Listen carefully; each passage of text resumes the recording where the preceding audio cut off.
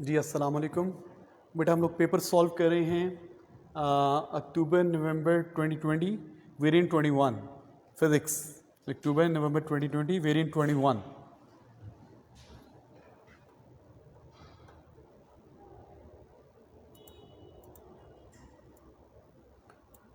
Question number 1 please. क्या कहते हैं? Define moment of a force about a point. Moment क्या होता है? Moment is force multiply by perpendicular distance from the pivot. Determine the SI base unit of the moment of a force. SI base unit निकालनी है तो moment का formula F D, unit क्या बन जाएगी? फोर्स की यूनिट। अगर नहीं आती तो इसको और एक्सपेंड कर लें, एम ए डी। फोर्स की यूनिट, मास की यूनिट किलोग्राम, एक्सेलरेशन की unit metre per second square and distance की यूनिट मीटर्स। तो क्या आ जाएगा? KG metre square per second square. KG metre square per second square. ठीक है, आगे बेटा नेक्स्ट।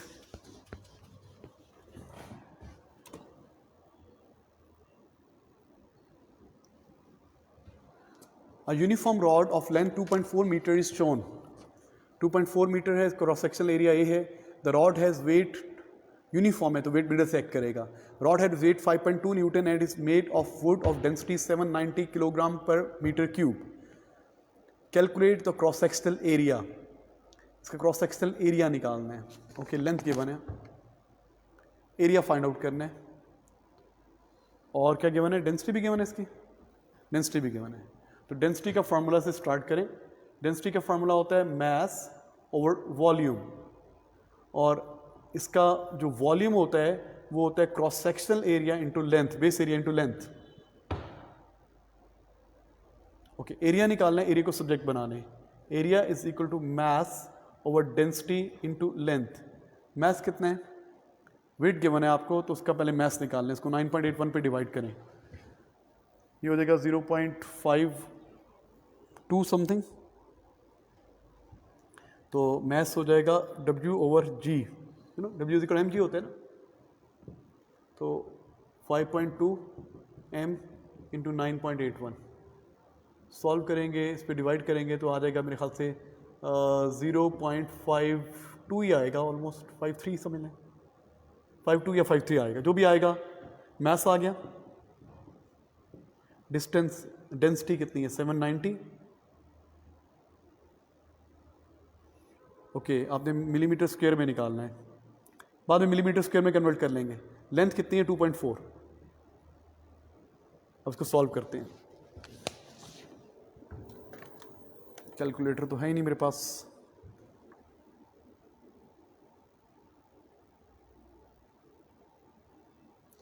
तो ये आ रहा है 2.8 into 10 power minus 4 metre square.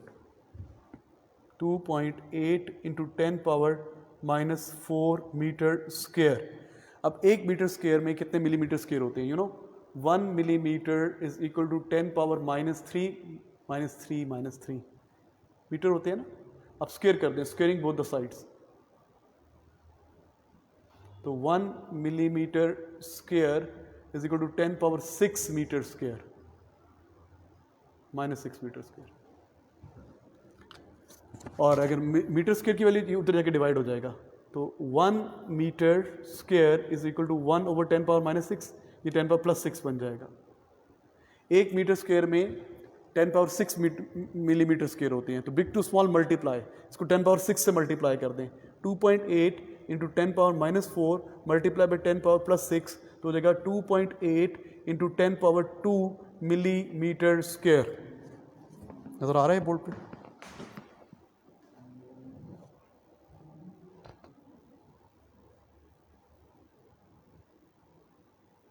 Okay, तो 2 पॉइंट कितना हो गया? 2.8 इंटू 10 पावर 2 मिलीमीटर स्क्वायर। ठीक है बेटा, एरिया हमने निकाल लिया मिलीमीटर स्क्वायर में। ओके, नेक्स्ट इसको इरेज करना है।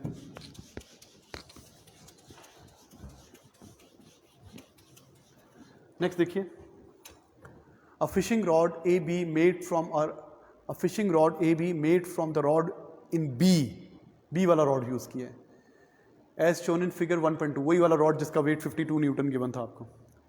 Eight end A the rod rest on a ground, ये ग्राउंड पे रुका हुआ है, थोड़ा सा ऊपर करता हूँ उसको।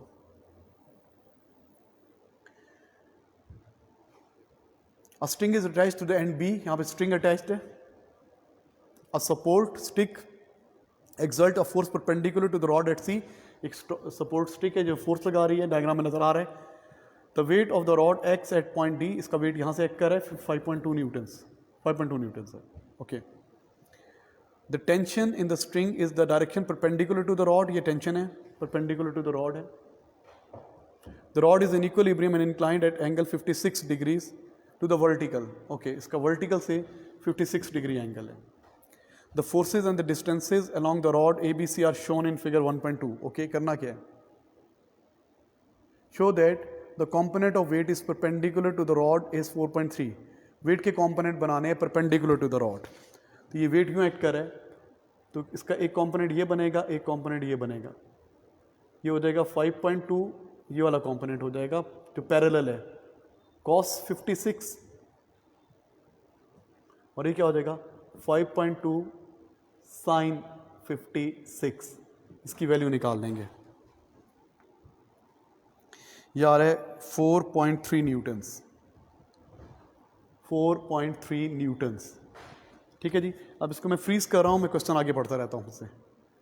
नेक्स्ट पार्ट क्या है, नेक्स्ट पार्ट है जनाब, by taking moments about A calculate the tension. A के अबाउट मोमेंट लें और टेंशन निकालें, इसके अबाउट मोमेंट लें और टेंशन फाइंड आउट करनी है, बॉडी इक्विलिब्रियम में है। ओके, तो हमारे मोमेंट्स के स्टेप्स क्या हैं, सबसे पहले क्या करते हैं, एरोज ड्रॉ करते हैं, एरोज, फिर पिवट, फिर डिस्टेंस, फिर type of moment, then equation. याद करने के लिए all Pakistanis deny terrorism extremely, steps को याद करने के हमें बनाए हुए हैं, all Pakistanis deny terrorism extremely. अच्छा बेटा, एरोज भी हो गए, पिवट भी हो गया। अब distance of each force from the pivot, इस पिवट से हर फोर्स का परपेंडिकुलर डिस्टेंस, ये परपेंडिकुलर, इस फोर्स का परपेंडिकुलर डिस्टेंस कितना है, यहाँ से लेके यहाँ तक 1.2 मीटर्स। ये ख़त्म हो गया, वेट का ख़त्म हो गया काम, इसका परपेंडिकुलर कंपोनेंट ले लिया। इसका लाइन ऑफ एक्शन पिवट से पास कर रहा है ना इस कंपोनेंट का, तो उसका परपेंडिकुलर डिस्टेंस 0 है, इसको मोमेंट में नहीं चूज करेंगे। यहाँ से लेके यहाँ तक कितना डिस्टेंस है, 1.2 प्लस 0.6 कितना हो जाएगा 1.8, 4.6 का इसका जो परपेंडिकुलर डिस्टेंस है 1.8 ब्रैकेट में लिख दिया 1.8। और ये कैसे घुमाना चाह रही है, यूं, ये कैसे घुमाना चाह रहा है, यूं, ये क्लॉकवाइज है, सॉरी ये एंटी क्लॉकवाइज और ये क्लॉकवाइज है, और टेंशन नीचे को लग रही है, टेंशन कैसे घुमाना चाह रही है, यूं, एंटी क्लॉकवाइज। और टेंशन का कितना परपेंडिकुलर डिस्टेंस है, 1.2 प्लस 1.2, ये 2.4। तो anti clockwise moment is equal to clockwise moment. हाँ जी, एंटी क्लॉकवाइज मोमेंट कितने हैं, t into 2.4, t into 2.4 plus 4.3 into 1.2, weight का कंपोनेंट का मोमेंट इज इक्वल टू ये 4.6 into 1.8।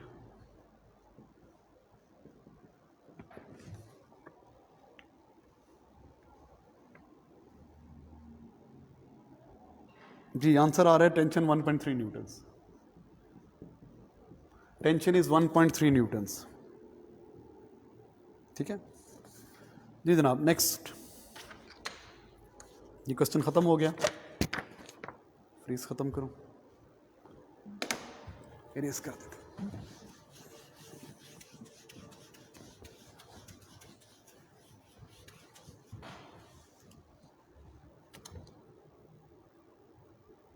Question number 2 please. A small block is lifted vertically upwards by a toy aircraft as illustrated। एक block को उठा रहे हैं एयरक्राफ्ट के through, string में है, वेलोसिटी v ऊपर को है। ओके, ये हर रोज आना होता है इसको। ठीक है, the block is moving upward, the string breaks at t is equal to 0। The block initially continues moving upward and then falls and hits the ground at time t is equal to 0.9 second. The variation with time t of the velocity is shown। Okay, block इधर बना देते हैं, रोप थी, ये ऊपर जा रहा था, यहाँ पे रस्सी टूटती है, तो इसका पाथ क्या बनेगा, ऊपर जाएगा और फिर नीचे आएगा, सेम ऊपर जाएगा सेम नीचे आएगा, मैंने जान के अलग से दिखा दिया। ओके, उसका वेलोसिटी टाइम ग्राफ गिवन है, ए रेजिस्टेंस निग्लिजिबल है, ठीक है जी। State the feature of the graph that show that block has constant acceleration.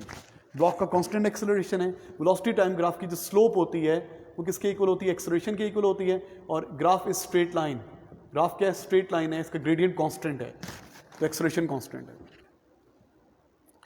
अच्छा, आगे कहते हैं use figure 2.2 to determine the height of the block above the ground when the string breaks. Use figure 2.2 to determine, थोड़ा सा और ऊपर कर लेते हैं इसको, देखिए, use figure 2.2 to determine the height of the block above the ground when the string breaks at t is equal to 0। यहाँ पे ब्रेक होती है स्ट्रिंग, यहाँ पे, और एक ग्राउंड पे जाके टक्कर मारता है। ओके, हमें ये हाइट बतानी है, बेसिकली डिस्प्लेसमेंट बताना है। ओके, पहले ऊपर गया है, इतना डिस्टेंस कवर किया ऊपर को x, फिर ये नीचे आया है, इतना डिस्टेंस कवर किया y, तो ये जो है ना वेलोसिटी पॉजिटिव है ना, ये जो एरिया अंडर द कर्व है ये डिस्टेंस x के इक्वल है, ये डिस्टेंस x के इक्वल है जो उसने ऊपर को कवर किया है। वेलोसिटी पॉजिटिव है, कम हो रही है, जीरो हो गई, ये ऊपर जा रहा था, ये एरिया x डिस्टेंस के इक्वल है। अच्छा, ये जो नीचे आ रहा है डाउनवर्ड वेलोसिटी नेगेटिव है, ये सारा area distance covered in downward direction, ये y डिस्टेंस के इक्वल है डाउनवर्ड डायरेक्शन। हमें हाइट निकालनी है, तो हाइट कैसे आएगी, y माइनस एक्स। हाइट कैसे आएगी, हाइट इज डिस्प्लेसमेंट, इन दोनों एरियाज का डिफरेंस। हाइट कैसे आएगी, y माइनस एक्स, इन दोनों एरियाज का डिफरेंस लेंगे, हाइट के इक्वल है। हाइट मीन डिस्प्लेसमेंट के इक्वल है, जहां से वो गिरा है, इस जगह से गिरा है, तो ये एरिया माइनस ये एरिया, तो दोनों एरियाज कैलकुलेट करते हैं। ये एरिया कितना आ रहा है, the distance covered in upward direction. एडवन मार्कर लेके आओ ब्लैक वाला यहाँ, हाँ जी, half into base into height, 0.1 हो गया, तो हो जाएगा 0.196 मीटर्स। ये डिस्टेंस x है जो ऊपर को कवर किया। Okay, distance y, half into base into height, half, what is base, ये बेस है, 0.9 माइनस 0.2, 0.7। हाइट कितनी है ये, 8.68, सॉरी 6.86, हाँ जी 6 पॉइंट, इधर कैलकुलेटर चेक करो बेटा, ये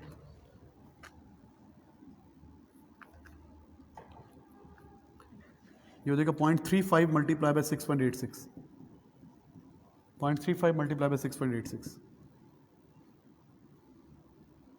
ये distance covered in downward direction है, y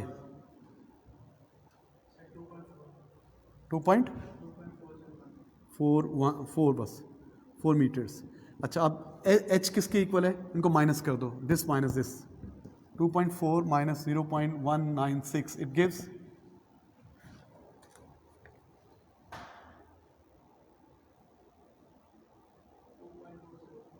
2.2, तो ये आ जाएगा 2.2 मीटर्स बेटा, height of the cliff 2.2 metres. Okay, अच्छा, अब इसके बाद क्या कहते हैं, मिनट सुने, the block has weight this, calculate the difference in gravitational potential energy of the block between t0 and t0.9 seconds. इसको पढ़ें जरा एक मिनट क्वेश्चन को।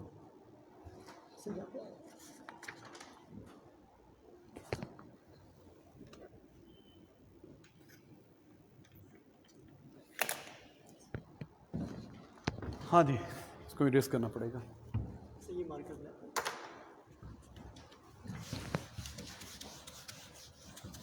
ब्लॉक का वेट गिवन है आपको,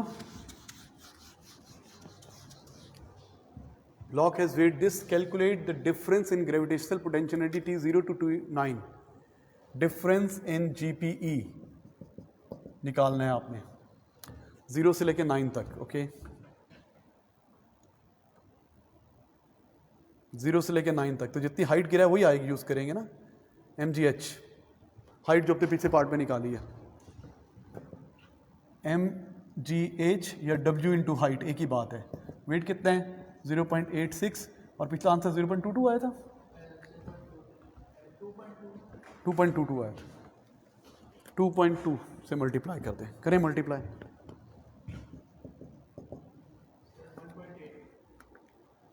1.8 आगे तो फिर 1.9 हुआ ना, 1.9 joules.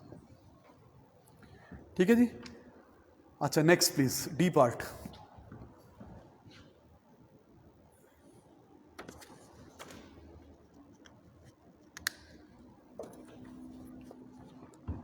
On figure 2.3, sketch a line to show the variation with the distance moved by the block with the time t0 to 220. Numerical values of the distances are not required.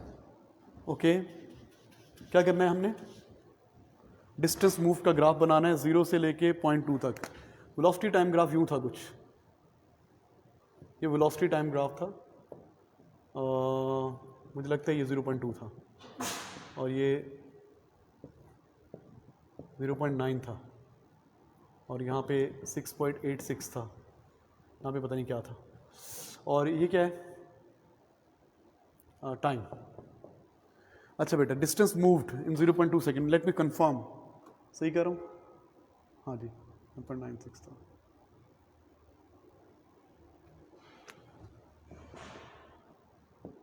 ये values थी। Distance moved, आपको पता है distance moved, यहाँ पे velocity क्या है? Positive decreasing. Velocity क्या है? Positive decreasing velocity. तो वहाँ पे क्या बनेगा? Positive decreasing gradient. यहाँ पे जीरो वेलोसिटी, यहाँ पे जीरो ग्रेडियंट हो जाएगा। ओके, उल्टा बोल रहा हूँ। वेलोसिटी की वैल्यू जो होती है ना, वो उसका पॉजिटिव डिक्रीजिंग वेलोसिटी है, तो वहाँ पे क्या बनेगा? Velocity is represented by gradient. Velocity is equal to gradient. तो वेलोसिटी पॉजिटिव डिक्रीजिंग है, तो वहाँ पे ग्रेडियंट पॉजिटिव डिक्रीजिंग होगा। तो ग्रेडियंट पॉजिटिव डिक्रीजिंग ये बनेगा, यहाँ पे जीरो ग्रेडियंट होगा।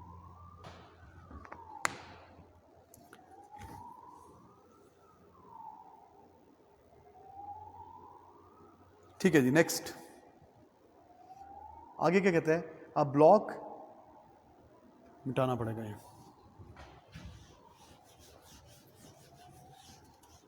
A block of greater mass is now released from the same height with the same upward velocity. Air is still negligible. State and explain the effect, if any, of the increase in mass on the speed with which the block hits the ground. बेटा mass increase होने से क्या हो जाएगा? जब mass ज़्यादा हो जाएगा तो gravitational acceleration तो change नहीं होगा इसका।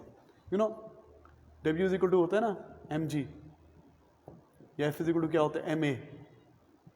तो A किसके इक्वल होता है? F over m। और यहाँ पे F की जगह पे क्या है? Weight over M. वेट क्या होता है? M G over M. तो एम एम से कैंसिल हो जाएगा, तो मैस का इफेक्ट कैंसिल हो जाता है, तो no effect, it will hit the same speed. क्योंकि एयर रेजिस्टेंस नहीं है तो कोई फर्क नहीं पड़ेगा। Acceleration is unchanged, it will remain same. Because अगर फोर्स ज़्यादा है तो मैस भी ज़्यादा है, ये दोनों का इफेक्ट कैंसिल हो जाता है। फोर्स ज़्यादा है तो मैस भी ज़्यादा है, अगर ये ज़्यादा है तो ये भी तो कैंसिल हो गया इफेक्ट। एक्सेलरेशन सेम रहेगा, सेम स्पीड से हिट करेगा, कोई फर्क नहीं पड़ेगा उसको। Question number 3 please. Define force. Force क्या होती है? It is rate of change of momentum. Force is rate, resultant force ये होती है rate of change of momentum। और अगर simple force आए, वैसे हम जब भी force आए तो हम resultant force ही उसको समझते हैं। It is rate of change of momentum। आप ये भी कह सकते हैं push और pull in a particular direction, लेकिन पहले वाली definition ज़्यादा अच्छी है। उसके बाद कहते हैं a ball falls vertically downwards towards the horizontal floor and rebounds along the original path। नीचे गिरता है और फिर ऊपर जाता है। 3.8 से नीचे गिरता है, 1.7 से ऊपर जाता है। The ball reaches the floor with a speed of 3.8. The ball then in contact for the floor this much time before leaving. The mass of the ball is this much. Calculate the loss in kinetic energy. Loss in kinetic energy निकालनी है।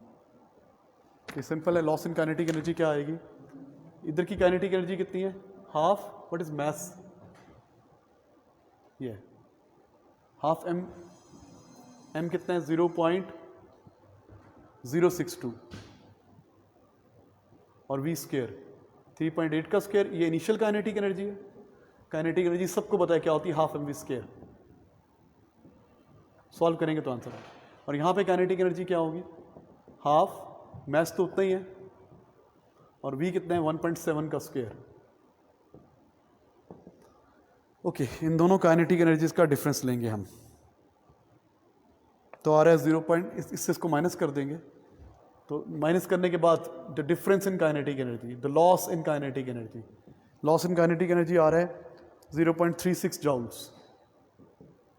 बेटा ये value x आ गई, ये value y आ गई, x में से y को माइनस किया तो लॉस आ गया 0.36 जॉउल्स। मुश्किल नहीं है। आगे कहते हैं determine the magnitude of change in momentum. Change in momentum निकालना है बॉल का, change in momentum, magnitude of change in momentum. Momentum is a vector quantity. तो अगर इस डायरेक्शन को आप पॉजिटिव ले लेंगे, ये फाइनल वेलोसिटी है, ये इनिशियल वेलोसिटी है, तो ये वेलोसिटी नेगेटिव हो जाएगी। नीचे की ऊपर की डायरेक्शन को पॉजिटिव ले लिया, नीचे नेगेटिव ले लिया, जिस मर्जी को ले। द चेंज इन मोमेंटम क्या होता है? mv minus mu। m चाहे कॉमन ले लें, क्या बन जाता है? v minus u। अब वैल्यूज डाल दें। मैथ कितना है? 0.062 इंटू v कितना है? v 1.7 माइनस फार्मूले वाला, और u कितना है? माइनस 3.8। ये प्लस हो जाएगा 0.062 1.7 प्लस 3.8 0.062, ये बन जाएगा 5.5। मल्टीप्लाई करो जरा।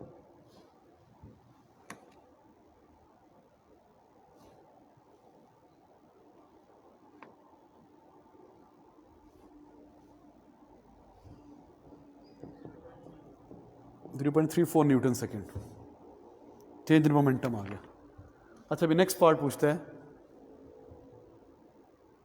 Show that the average resultant force acting is 4.2 newton. Average resultant force निकालनी है। तो रिजल्टेंट फोर्स क्या होती है? Change in momentum over time, change in momentum over time, contact time. Change in momentum कितना है? 0.34 divided by what is impact time? Impact time given था आपको, देखना पड़ेगा ग्राफ से। 0.081 इम्पैक्ट टाइम, 0.081 सॉल्व करो जरा। 4.1 आगे 19, तो ऑलमोस्ट कितना हो गया? 4.2 न्यूटन्स। 4.2 न्यूटन्स, ठीक है। अच्छा, भी आगे कहते हैं ये रिजल्टेंट फोर्स आ गई उसके ऊपर। ओके, इसको इरेज कर रहा हूं। 4.2 न्यूटन आई रिजल्टेंट फोर्स।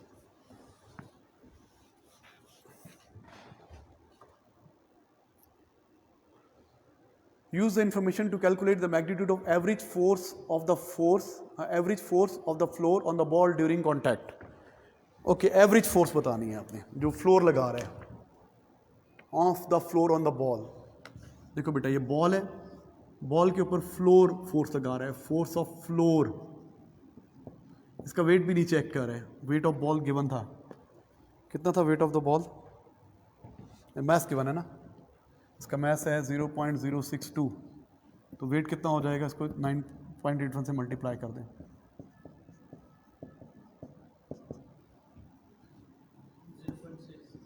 आगे 0.608 न्यूटन। चले ठीक है।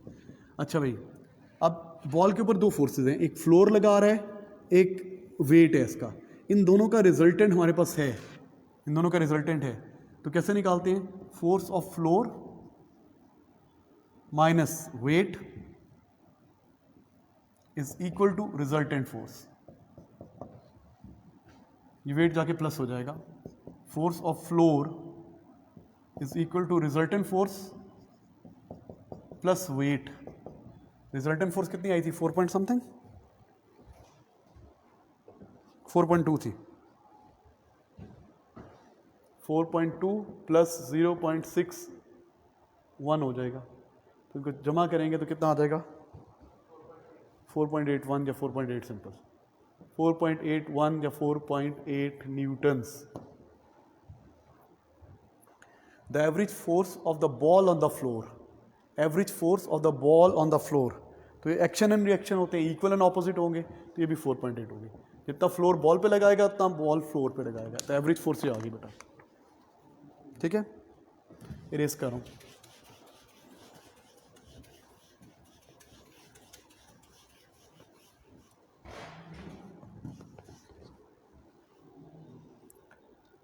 क्वेश्चन नंबर 4, क्वेश्चन नंबर 4 देखिए please. Define for a wire the stress. Stress क्या होता है? Force per unit cross sectional area. Strain क्या होता है? It is fractional change in length या एक्सटेंशन और ओरिजिनल लेंथ, पता है आपको। अ school experiment is performed for a metal wire to determine the Young modulus of the metal force extension graph given है आपको. A force is applied to one end of the wire which is fixed at the other end. The variation with the force that is shown है. The maximum force applied is F1. The gradient of the graph is G. The wire has initial length L, cross sectional area A. Determine the expression in terms of AGL for the Young modulus. Young modulus का expression निकालना है. तो हमें पता है Young modulus किसके equal होता है? Young modulus E होता है stress ओवर स्ट्रेन। स्ट्रेस होता है फोर्स ओवर एरिया, स्ट्रेन होता है ई ओवर एल। तो ये हो जाएगा F L over A, E x के इक्वल एक्स हो जाएगा। अच्छा, अब आपको पता है एफ ओवर, इसको कैसे लिख सकते हैं? एफ एल, ये चीज़ क्या है? It is gradient. तो ये हो जाएगा E is equal to gradient over L. ये आंसर आ गया। एफ और एक्स जो है वो ग्रेडियंट के इक्वल है। ठीक है जी। नेक्स्ट पार्ट क्या है? Next part, the student repeats the experiment using a new wire. इसको मिटा रहा हूं। That is twice the diameter. उसका डायमीटर ट्वाइस है तो एरिया 4 टाइम्स होगा। A student repeat the using experiment using a new wire that has twice the diameter of the first. The initial length of the wire and the metal wire are unchanged. बाकी सब चीज़ change की। On figure 4.1 draw a graph representing the new wire for the force extension from 0 to this. Diameter double है तो area 4 times ज़्यादा होगा। अब same axis पे बनाना है। ऑन फिगर 4.1 मोटी वायर है, यू नो एरिया का होता है ना पाई आर स्क्वायर, सबको पता है पाई आर स्क्वायर होता है, या पाई d/2 डायमीटर का हाफ का स्क्वायर। तो area is equal to pi D square over 4 होता है। Area is proportional to diameter का स्क्वायर। जब डायमीटर मल्टीप्लाई बाय 2 हो रहा है तो ये मल्टीप्लाई बाय 2 स्क्वायर 4 से मल्टीप्लाई होगा, एरिया 4a हो जाएगा, 4 टाइम बढ़ जाएगा। अच्छा, एक्सटेंशन का क्या रिलेशन है? यंग मॉडुलस होता है ना F L over A E, E को सब्जेक्ट बनाए, E is equal to F L over A E. E is inversely proportional to area. जब ये मल्टीप्लाई बाय 4 हो रहा है तो ये क्या हो जाएगा? Divided by 4। उतनी फोर्स पे 4 टाइम एक्सटेंशन कम होगी, इतनी फोर्स पे उसकी एक्सटेंशन 4 टाइम्स कम होगी, मतलब इसका हाफ। 1 2 3 4 5 6 7 8 9 10 11 12, ये 16 बॉक्सेस है ना, इसका आधा कितना होगा? 1 2 3 4, ये 4 बॉक्सेस तक आएगा, कम डिफॉर्म होगा। तुम्हारा ग्राफ कैसा बनेगा? ये बनेगा 1/4 एक्सटेंड होगा। अब ये एक्सटेंशन ई है क्योंकि ई बाय 4, उतनी फोर्स पे 1/4 एक्सटेंड होगा, यहाँ ऊपर तक आएगा, तो ग्रेडियंट 4 टाइम बढ़ जाएगा।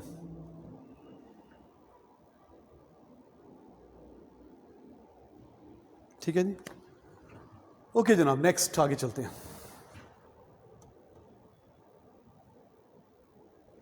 कोई रेस करते हैं।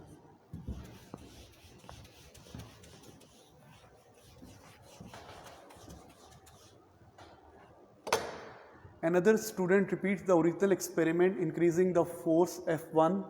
ओरिजिनल एक्सपेरिमेंट में वो सेम जो था सब कुछ। Increasing the force beyond F1 to a new force F2. F2 तक ले गया उसको, डक्टाइल आ गया, परमानेंट डिफॉर्मेशन आ गया, the new graph turn is shown. अच्छा, आगे क्या कहते हैं? On figure 4.2 shade an area that represent the work done to extend the wire when the force is increased from F1 to F2. F1 से F2 जब आपने force increase की तो कितना वर्क डन आया? तो वर्क डन तो area under the curve, तो ये वाला एरिया एक्सटेंशन एक्सिस, ये सारा एरिया,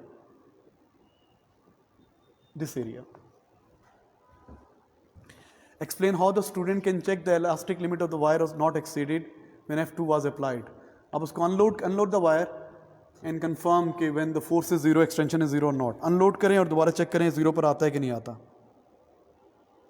ठीक है। उसके बाद क्या कहते हैं, each student in the class performed the experiment. The teacher described that the value of Young modulus calculated by student having high accuracy and low precision. Explain what is meant by low precision. Precise values क्या होती हैं? Precise values are closer to each other, less scattered values. तो low precision का मतलब क्या हुआ? More scattered values, more range of values. तो हमारे जो आंसर्स आ रहे होंगे उनकी रेंज ज़्यादा होगी, ठीक है बेटा। आगे चल रहे हैं, आंसर्स की रेंज ज़्यादा होगी, उसको इरेज भी करना है। Question number 5 please. Question number 5, a progressive wave y passes a point p, the variation with time t of the displacement x of the wave is shown. Progressive wave का displacement time graph given है, उसका amplitude, the wave has wavelength 8 centimetre, determine speed, speed निकालनी है। Speed का formula होता है F lambda, या आपको होता है एफ क्या होता है 1/t, टाइम पीरियड गिवन है ना, तो v is equal to lambda over T भी हो सकता है। लैम्डा कितना है 8 सेंटीमीटर, 8 इंटू 10⁻⁻² मीटर में चेंज करें। टाइम कितने टाइम में वेव कंप्लीट हो रही है, ये इतने टाइम है, एक क्रस्ट और एक ट्रफ 0.4 तो हो जाएगा 20 इंटू 10⁻⁻² या 2 मीटर पर सेकेंड, नहीं 0.2 मीटर पर सेकेंड, चेक करो 0.2 मीटर पर सेकेंड। तो वेव की स्पीड आ गई जनाब। Next part, a second wave z has wavelength this and amplitude 2 at p. The wave x and y have same speed. Okay, z एक wave है जिसकी वेवलेंथ 80 है, एम्पलीट्यूड 2 है। The wave y and z have same speed भी same है। For the waves at p, calculate the ratio of intensity of z over intensity of y. z का amplitude half है, okay. ये x wave है, नहीं x wave नहीं है, ये y वेव है।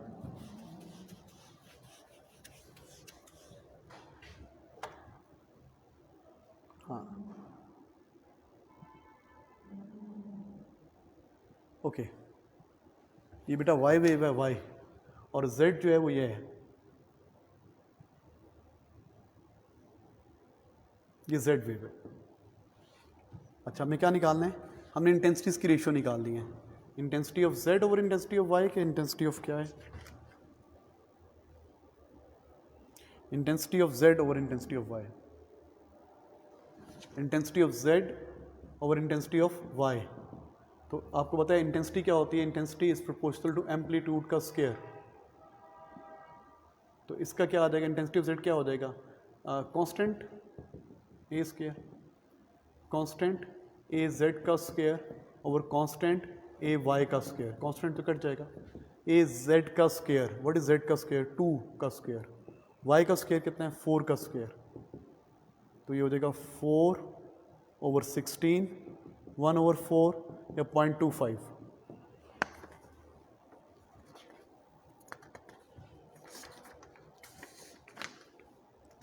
अच्छा भाई नेक्स्ट प्लीज, तो इजी था ये, तो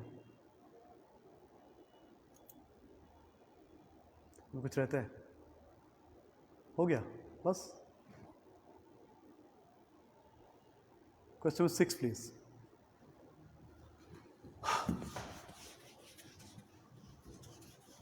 अभी तक कोई बहुत मुश्किल क्वेश्चन तो नहीं आया इस पेपर में। Describe the condition required for the two waves to able to form a stationary wave. Two conditions: the wave must be coherent and they must be coming in opposite directions. They should be in the same plane.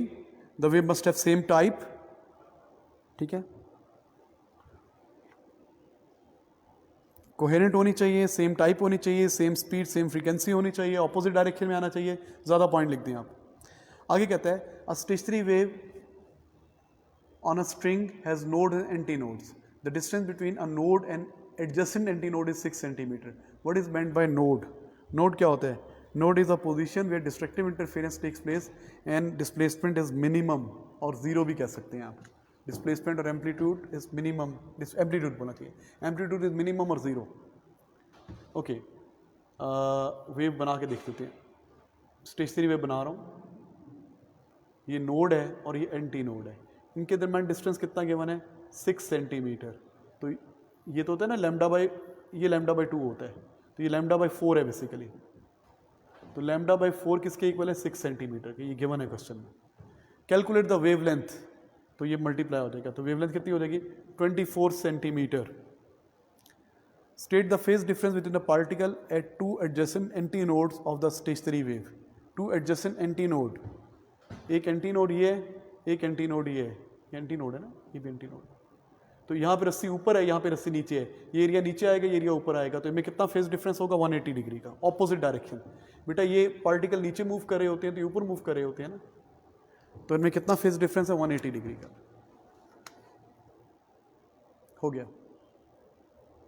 Next question, define ओम। ओम किसकी unit है, resistance की। Resistance का formula लिखे पहले, R is equal to V over I.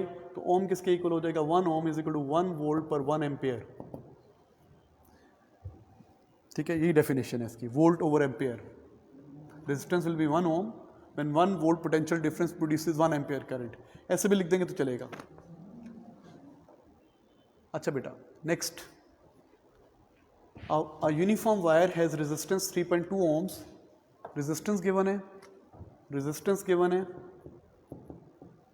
length given है 2.5 meters, resistivity given है 460 nano ओम metre. मतलब ये हो जाएगा 460 into 10 power minus 9 ohm metre, है ना, नैनो को खत्म करें। Calculate the cross sectional area of the wire, area निकालना है, फार्मूला आपको आता है, R is equal to rho L over A निकालना है, A is equal to rho L over R. Rho कितना है 460,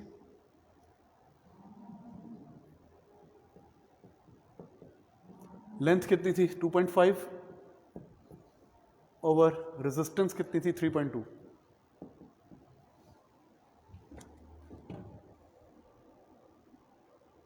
(3.6 into 10 power minus 7, 3.6 into 10 power minus 7 answer आ गया।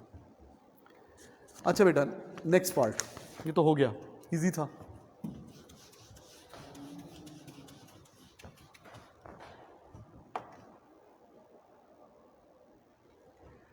A cell of EMF E and internal resistance R is connected to a variable resistor R.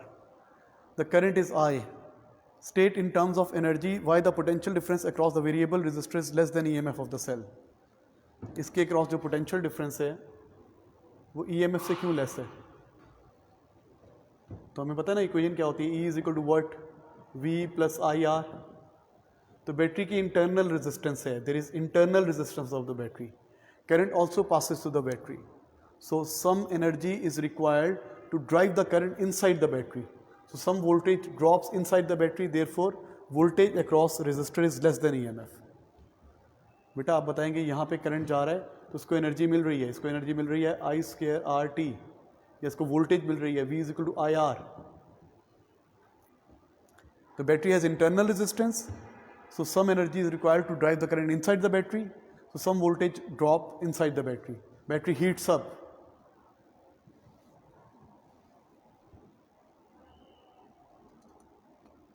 Okay बेटा, आगे कहते हैं next, हो गया।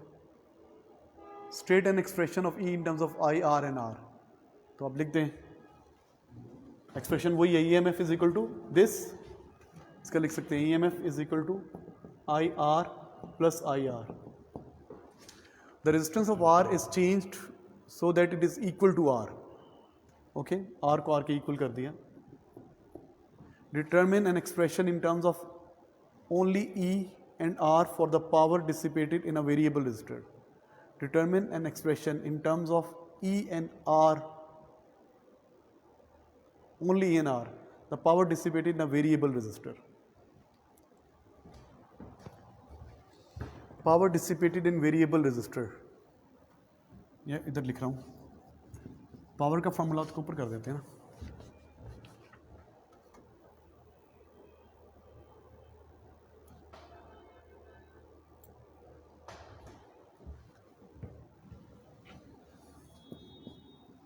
पावर का फार्मूला होता है I square are.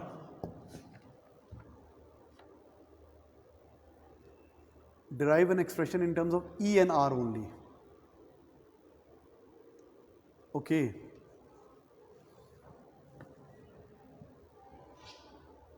Battery power कितनी दे रही है? बैटरी पावर दे रही है, बैटरी की power supplied by the battery, power of battery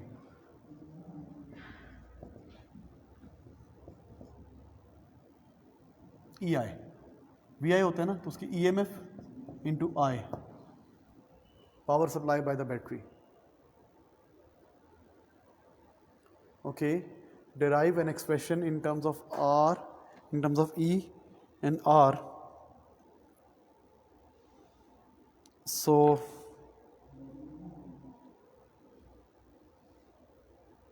हमें क्या चाहिए? E and small r for the power dissipated in a variable resistor में निकालना है।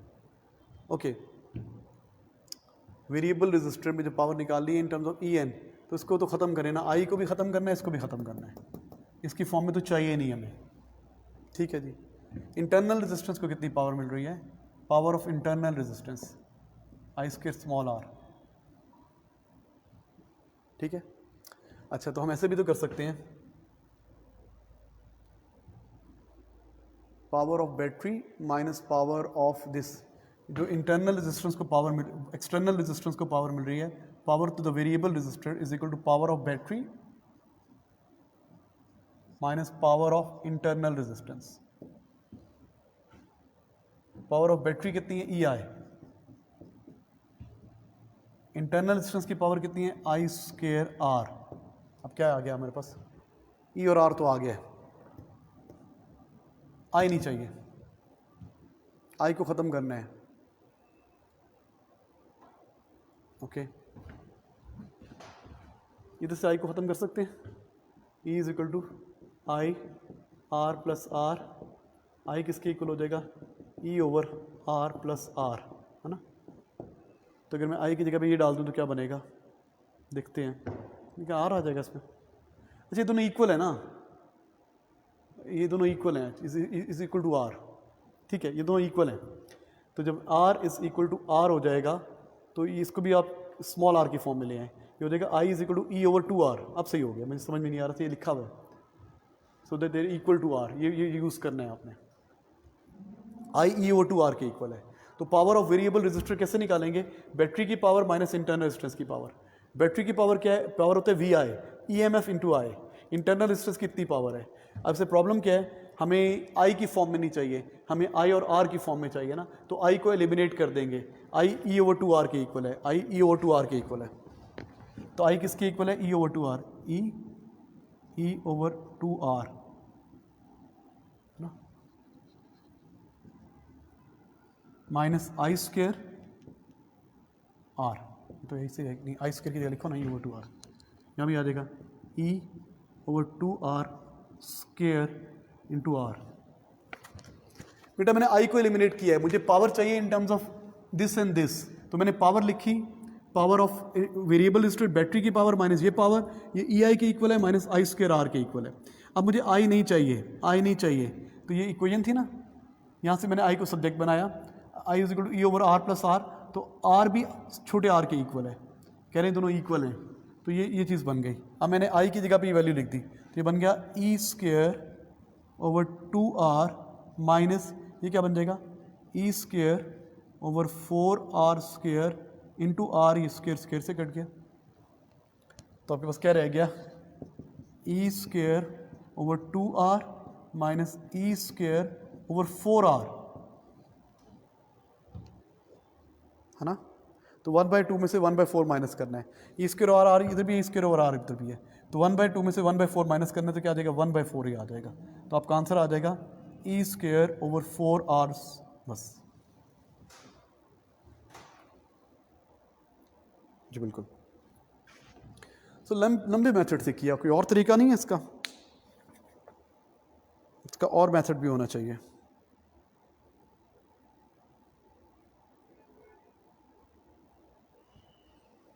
ओके, अगर मैं यहाँ पे करता, पावर अक्रॉस एक्सटर्नल रेजिस्टेंस, ये इसी को यूज़ कर लेते, इतने लंबा काम ना करते अगर हम इसी को यूज़ कर लेते, power across external resistance.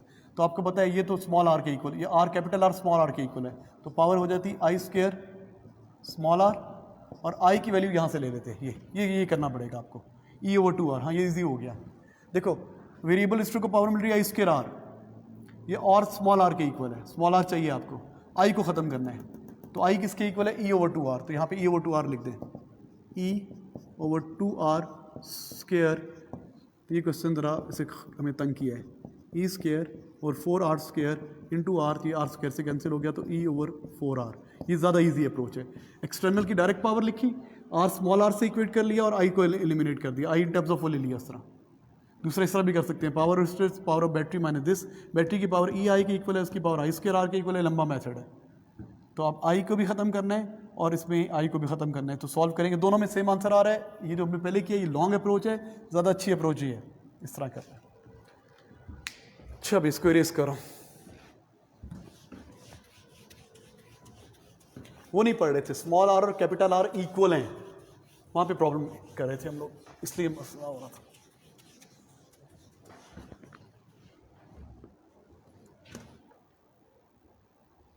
Question number 8. State a similarity and a difference between down quark and down anti-quark. Down quark and down anti-quark. Down quark पे चार्ज कितना होता है? Down quark होता है -1/3e और down anti-quark पे charge हो जाएगा +1/3e। तो डिफरेंस क्या है? इन पे चार्ज ऑपोजिट होता है और सिमिलरिटी क्या है? चार्ज के लिए सेम होती है और मैस भी सेम होता है, सेम मैस सेम चार्ज, ठीक है। Both are fundamental particles, quark are fundamental particles, और डिफरेंस क्या है? ऑपोजिट साइन, और एक मैटर है और एक एंटी मैटर है।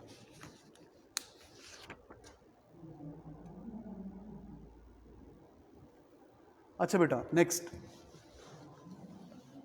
For a nucleus of aluminium this much state the number of protons and neutrons. Protons कितने होते हैं? ये प्रोटॉन्स होते हैं, और न्यूट्रॉन कितने होते हैं? 25 - 13 12। Show that the charge is this much, आपने चार्ज शो करना है न्यूक्लियस के ऊपर चार्ज। तो चार्ज कैसे निकालते हैं न्यूक्लियस के ऊपर charge? Number of protons multiply by charge on each proton, number of protons multiply by charge on each proton, multiply by elementary charge. Number of protons कितने हैं? 13 multiply by 1.6 into 10 power minus 19. Solve करेंगे तो ये आ जाएगा 2.1 into 10 power minus 18. आगे कह रहे हैं the nucleus is moved, आगे ऊपर करने दो।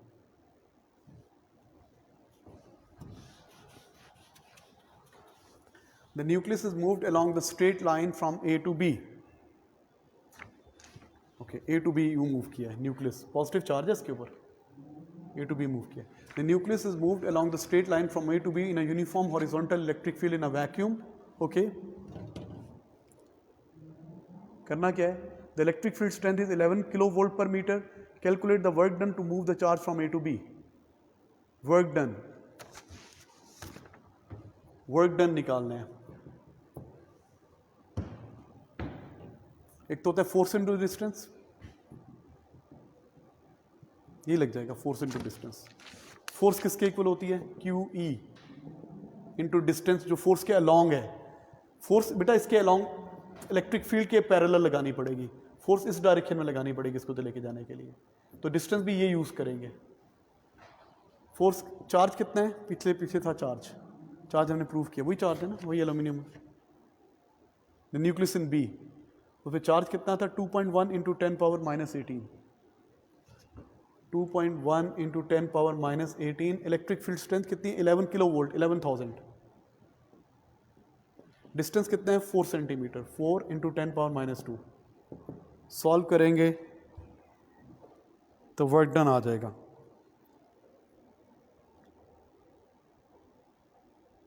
(9.2 into 10 power minus 18 है कि 16 है? पढ़ना जा रहा है,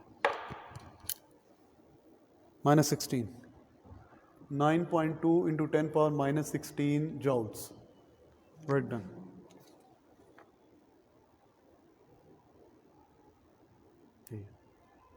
हो गया, ठीक है जी, ठीक है मेरा बेटा, पेपर ख़त्म हो गया। Thank you students.